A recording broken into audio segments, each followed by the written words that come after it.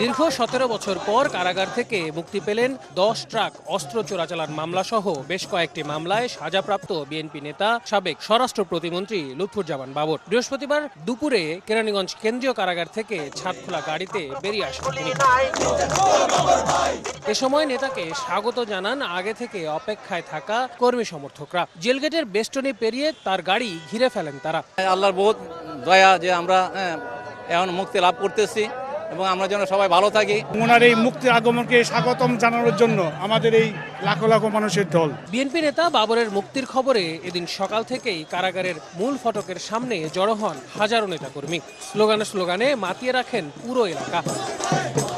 বিএনপিকে কোণঠাসা করতেই শেখ হাসিনা সরকার বাবরের নামে মিথ্যা মামলা সাজিয়েছিল বলে অভিযোগ নেতাকর্মীদের। বেসিস সরকারের মিথ্যা মামলায় ফরমাসি রায়ে 18টি বছর উনি জেল কেটেছেন।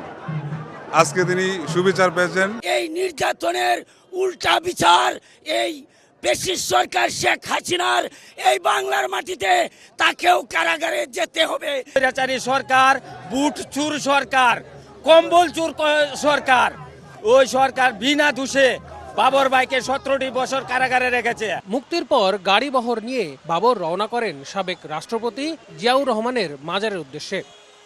2007 সালের 28শে মে গ্রেফতার হন লুৎফুজ্জামান বাবর। বেশ কয়েকটি মামলায় সাজাও হয় তার। আল আমিন তুষার, সময় সংবাদ, ঢাকা।